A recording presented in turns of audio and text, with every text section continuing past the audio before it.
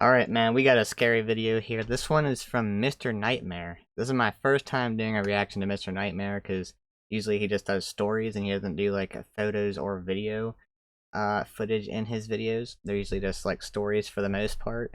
And yeah, I don't know. I feel like reacting to actual videos and stuff is better. Even though his videos are really freaking creepy, bro. You know, one thing about me is, like, when it comes to these scary videos, the voices are, like, one of the scariest things. You know, Fearsome Top 5 has a pretty creepy voice, probably the creepiest one. Nuke's Top 5 is pretty creepy. I know Mr. Nightmare might have the creepiest voice of them all, bro. So yeah, we got 3 creepy real stories with photos and video footage. So let's get these lights off, man. Y'all get those lights off as well, bro. You gotta join me in this shit. If I gotta do it, you gotta do it. So here we go, man. Mark was a college student living in Indiana. His house was quiet and sat next to some woods. During the day... Okay, it's not really the voice of Mr. Nightmare. I mean, he's got a good voice for this kind of stuff, but, like, it's you know, the sound that he puts into the video that, you know, makes it creepy. Like, what's the word I'm looking for? I don't know. Just, like, the sounds that he puts into the video, bro. I can't think of the word. Normal, but at night, the woods made the place feel strange. Behind his house, under the patio, there was a hot tub. That's where everything happened. It was Saturday night, March 29th, around 12:30 a.m. Spring break was ending and school was starting again soon. Mark had his 3 close friends over, Kyle, Keenan, and Derek. They were spending one last night hanging out. They were in the garage playing pool, blasting music, and drinking. Everyone was laughing and having fun. It felt like a good night. After a while, Kyle said they should go in the hot tub. It was cold outside, so the warm water sounded even better. Everyone agreed. They got changed into swim trunks, grabbed their drinks, and went into the hot tub. The warm water felt good as they talked, made jokes, and didn't pay attention to the time. Then they heard something. It was the sound of sticks breaking, like footsteps coming from the woods. It didn't sound like an animal, it sounded like a person. They all went quiet and looked around.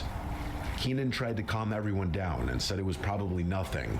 The others laughed, but it was more to stop feeling nervous. They turned the music up louder and tried to keep talking. What the About fudge? 10 minutes later, turning the music up louder is not gonna fix the problem, bro. a man walked out of the woods. He stepped into the light from the patio. He was wearing a long black coat, white sweatpants, and a gaming headset. His eyes were wide, and his face didn't show any feeling. Everyone jumped. Bro was wearing a gaming headset. I think he thought he was in, like, a real-life video game or some shit, bro. Maybe he got, like, sucked into the TV as he was playing his game, bro. Maybe he's just confused. At him and asked who he was. And he's trying to use proximity to chat to, you know, communicate. He was doing. The man raised his hands and said his name was Seth. He said he was 33 years old and he heard them laughing and wanted to join. The guys just looked at each other, confused. Mark told him to leave, but he didn't listen. Instead, Seth took off his coat, then his shoes, and then his pants. Ew. Oh. Ew. Bro, what the fudge? His underwear. Hell He nah. got into the hot tub. No one knew what to say. Get the cops. Mark pulled out his phone and started recording, not for fun, but because the whole thing felt unreal. This was the footage he captured.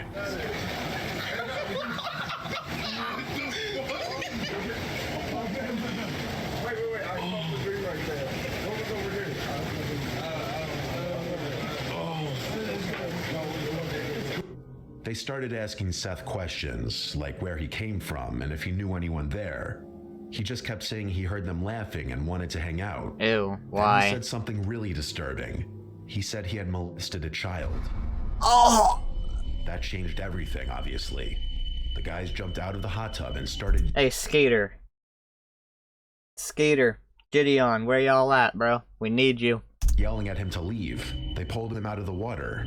Seth didn't try to stop them. He just stood there, dripping wet and staring. Then he slowly walked back into the woods without saying anything. What the group ran fudge? inside and locked all the doors. Some of them laughed nervously, trying to shake it off, but Mark and Kyle didn't feel okay. They felt like it wasn't over. About 15 minutes passed. Kyle said they should go back out to lock the hot tub. Mark said okay. Forget So the they got hot tub, flashlights bro. and stepped outside. That's when Mark saw something next to the hot tub. It was a phone. He picked it up and saw the screen light up. Whatever was on the lock screen made him drop the phone. He didn't say what it was, but it scared him. He said he thought Seth would come back, so they ran inside and told the others. Everyone tried to stay calm. Then they heard a tapping sound on the window. Stop. Stop Mark it, already bro. knew who it was. He opened the curtain, and wouldn't you know it, Seth was standing right there. His face was pale, his eyes were wide open, and he had a creepy smile. He didn't say anything, he didn't move. I hate humans. Oh my god, humans are so freaking creepy, bro. Just stared. Mark yelled for Kyle. Kyle ran in and called the police. Mark grabbed a bat and went to the front door. He yelled for Seth to leave and take his phone. Seth didn't answer. Instead, he slowly walked around the side of the house. Mark followed a little bit and looked through the patio window. Seth was standing there again, staring inside. Mark told him the cops were coming and that he needed to leave, but Seth didn't move. He just slowly raised his hand and waved once. Then he turned and walked back into the woods. The police arrived a few minutes later. The guys told them everything. The officers searched the woods and found Seth standing alone, just looking toward the house. They arrested him for trespassing, and everyone thought it was over. But Mark didn't feel that way. A few days later, he saw a post on Snapchat from a girl who lived nearby. It was a video. It showed another man, not Seth, trying to break into her house late at night. That's what bothered Mark the most. It meant Seth might not be the only one out there. There could be more. They could be connected, and they might not be done. Dude, what? Stop it.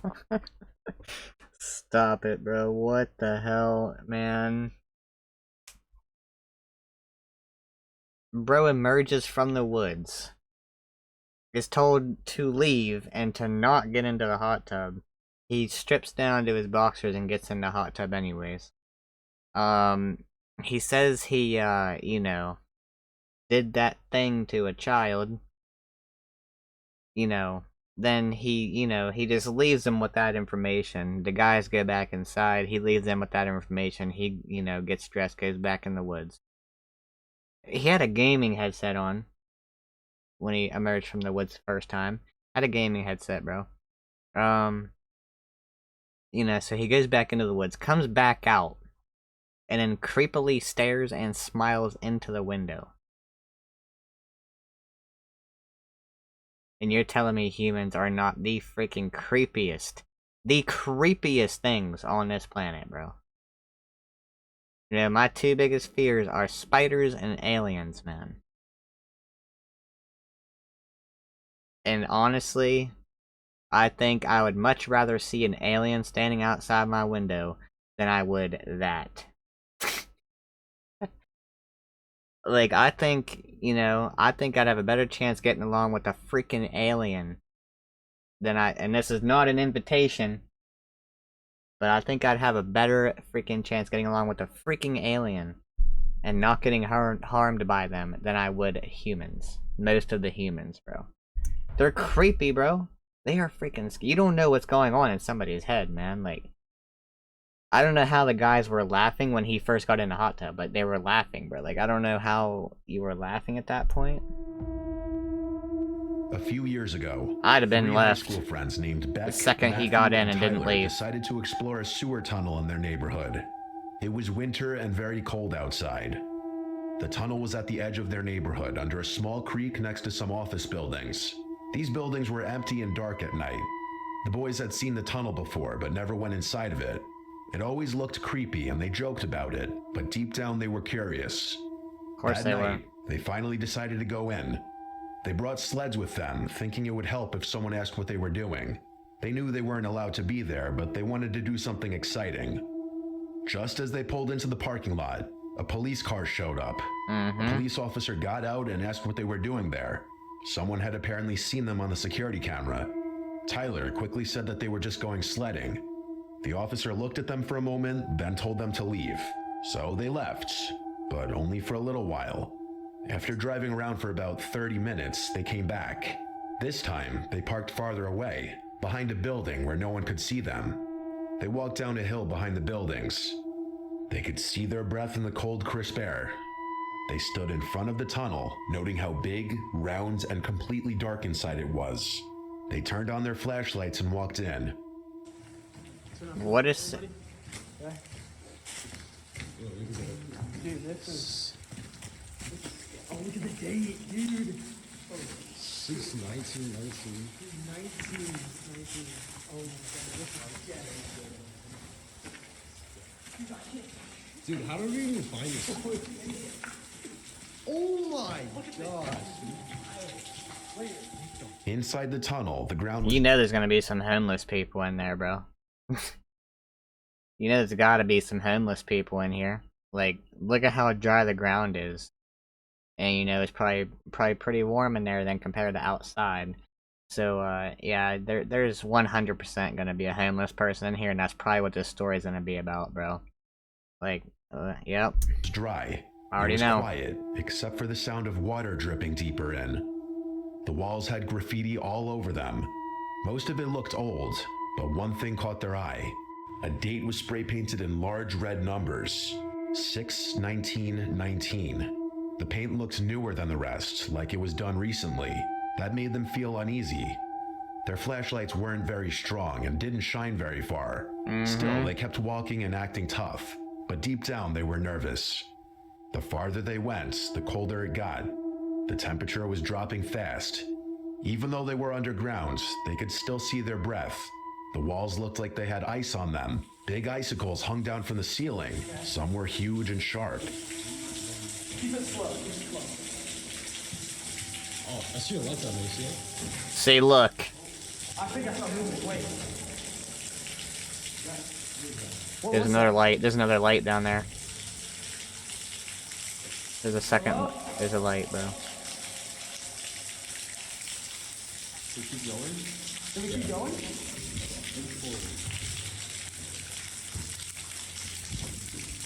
Bro. Dude, and these icicles can like impale you, dude. Look how like, What the fudge is that shit? these icicles can like impale you, dude. Look how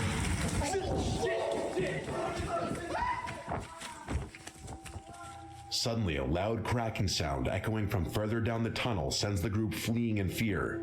The sound resembled something heavy hitting stone. It wasn't any of them. The sound came from deeper inside the tunnel, too far to see. They tripped, slid, and bumped into each other as they rushed to get out. When they got outside, they were shaking and breathing hard. That's when Beck noticed his phone was missing. He had dropped it while they were running. Come on. Tyler and Matthew told That is some horror movie shit, bro. Dropping something on the way out when you're running from something that scared the shit out of you, bro. Or, you know, tripping over a twig when you're running away from something in the woods, bro. That's some horror movie stuff. Forget about it. They didn't want to go back in, but Beck didn't listen. He grabbed his flashlight and started walking toward the tunnel again. The others followed, but they didn't want to. The tunnel felt different this time. It felt even darker. The air felt heavy and strange, like something was wrong. Their flashlights didn't work as well, and the silence was even worse. I'll tell you what's wrong. You heard a loud bang that you don't know what it was, but it had to have been human, most likely. In that tunnel. And you are going back in that tunnel. That is what's wrong. Worse than before. It felt like something was watching them. I feel like There is. I feel like my pocket got like a little emptier over here. Like, And you're being loud as you go back in, over too. here, this way. dude, that's when we fucking heard the noise. Shit, dude, do I have to go back there? What? You're going first, bro. I'm not, we're not either way. You're being so loud, bro. No, it's your phone. At some point off camera, Beck found his phone. Afterwards, the group continued deeper into the tunnel investigating. Oh my god. Whatever happens to you, you deserve it, bro. And that's when they heard a sound. That rock, it must have hit like here or something. What was it? Do you remember? A loud scream came from deeper in the tunnel. It echoed off the walls and felt like it was getting closer. They didn't wait. They turned and ran as fast as they could. This time, no one talked, no one looked back. They just ran. They got to the car, jumped in, and drove away without stopping. The car ride back was mostly silent. The three friends thought it was over when they all got home. They were ready to move on with their lives. But late that night, Beck's doorbell rang twice. Stop it. This was at some off hour in the night.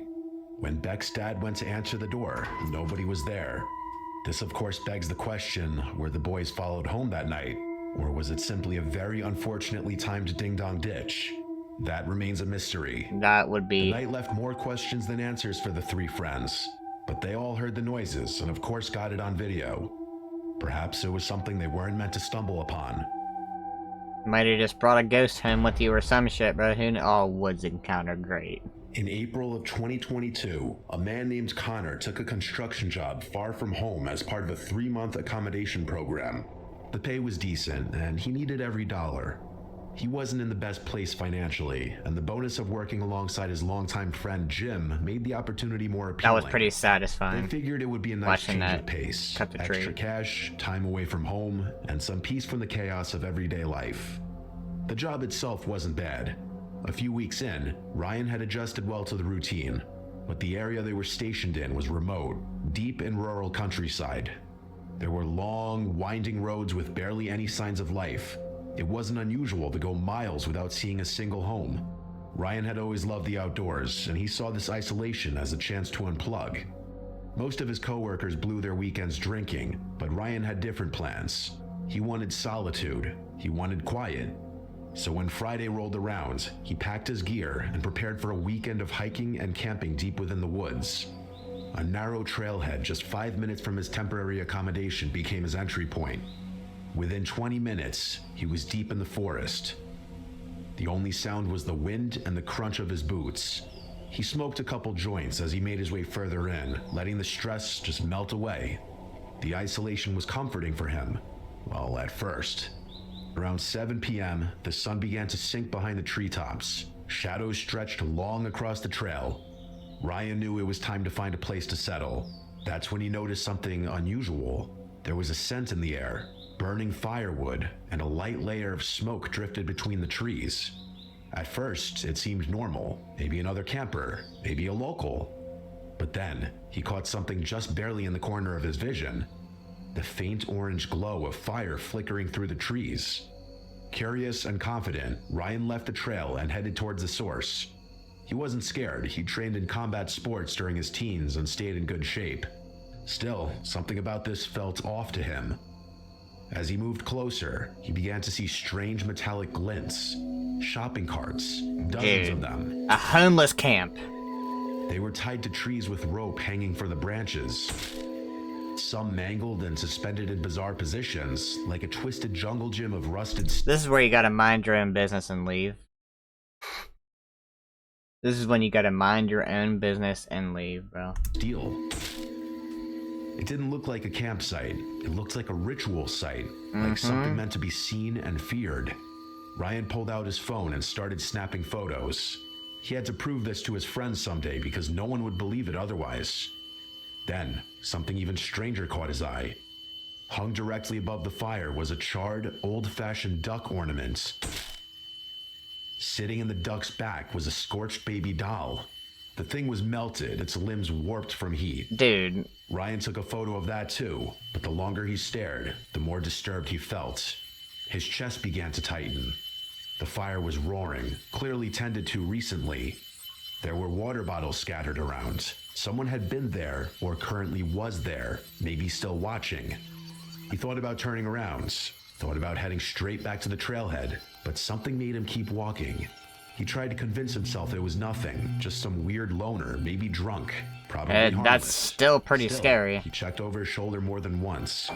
20 minutes passed, and he'd put real distance between himself and that eerie camp. But daylight was fading fast, and he needed firewood before it got too dark. He veered off the trail again, this time to gather supplies. He wasn't worried. He had emergency wood in his pack, but not enough to last the entire night. He needed more. After about an hour of preparation, Ryan had set up his tent and built a small fire. It was around 9 p.m. when he prepped a steak and potato meal in foil and nestled it in the glowing embers. He smoked another joint to dull the anxiety, and for a while, everything seemed okay again. Oh, dude, just looking at this just terrifies me, man.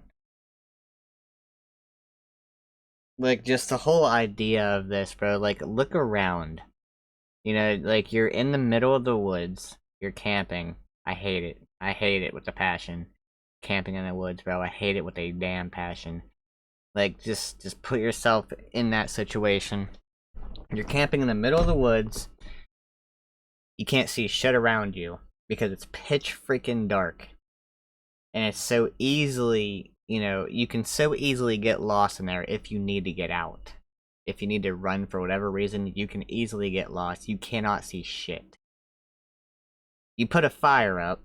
You know, you've already seen some other weird shit going on with the freaking ritual thing going on and sacrificing a duck and a doll and shopping carts. You already know there's some weird ass in the woods with you, bro.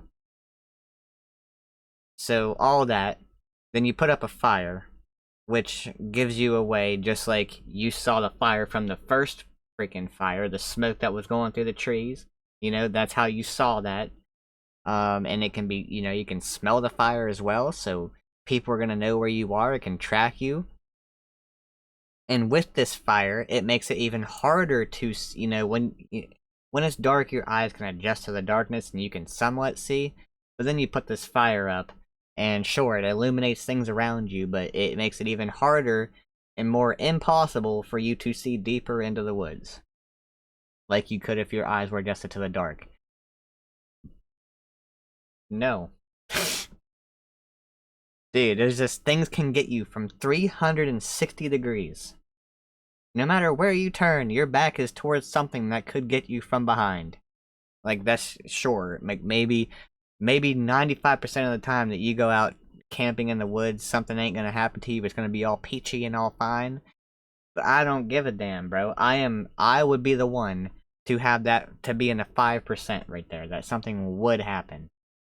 And even if something did happen, it'd be on my mind that someone might be out here with me in the middle of the freaking woods, bro. It would be on my mind constantly. So even if nothing scary happened, it would still be absolutely terrifying. Yeah. There was someone. It was funny. There was a comment from one of y'all who asked me, would I rather go camping in the woods or watch an LSU Tennessee national championship in baseball, bro? And yeah, my response was like, I either die by some evil being out in the woods with me, or I die from the stress of a national championship series with my favorite team, LSU, bro. Weirdly, you know, I'm gonna take the baseball side of it, bro. Weirdly, you know. With his meal finished and the fire crackling, Ryan settled in for the night. He turned on a pre-downloaded playlist of true crime podcasts, listening to cold case files as the forest around him darkened. You listen to what? Listening to cold case. He turned on a pre-downloaded playlist of true crime podcasts. I swear to God, dude. You're in the woods and you're listening to true freaking crime? Oh man, y'all are some... I don't know what y'all are, bro. Listening to cold case files as the forest around him darkened. There was no signal out there, no distractions. No signal, another firelight thing. And static-filled voices recounting unsolved murders. At some point, he drifted off to sleep, but it didn't last. He woke up suddenly. The air inside his tent felt colder. The fire outside had dimmed. He checked his phone. 4 a.m. He didn't know what had woken him up until he heard it. Whistling. See? A slow, eerie tune carried through the trees surrounding his camp. He froze. His body wouldn't move. It was like something inside him had shut down.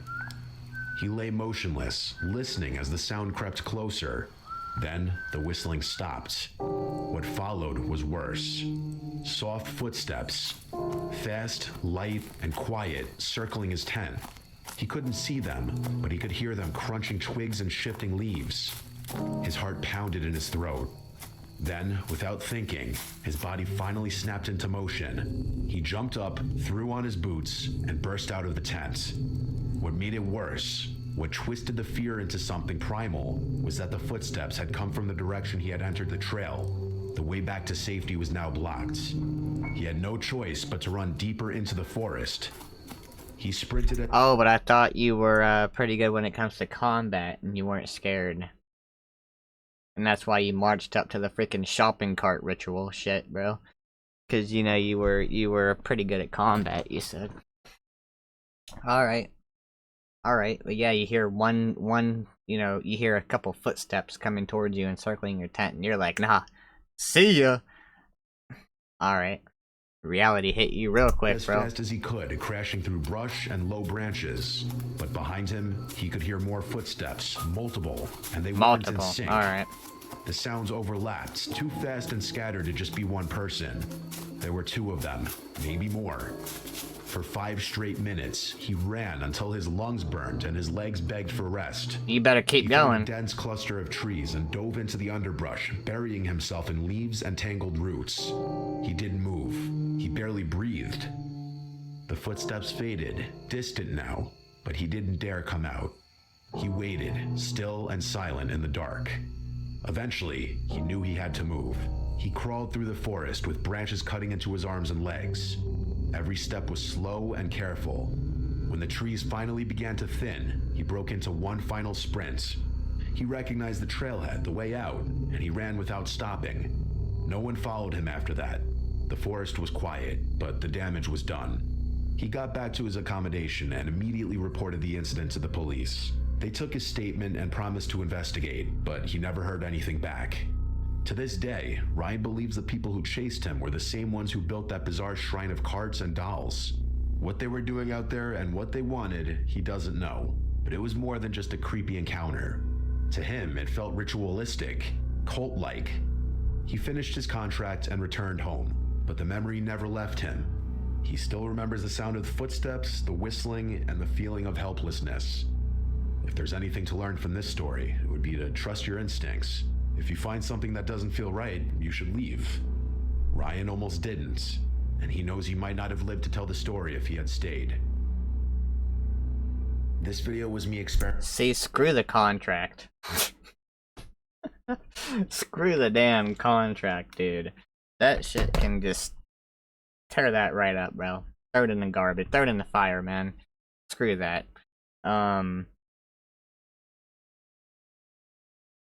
That just is honestly, you know, honestly, that's my biggest fear right there, bro. I said spiders and aliens are my 2 biggest fears. You can add that one right there, man. Camping in the damn woods. You can add that to my biggest fear list. That's number 3, bro. That, just, Nope. I'd rather play the Ouija board out in the middle of the freaking woods than just have to deal with humans out there, bro. No way. Absolutely not, man.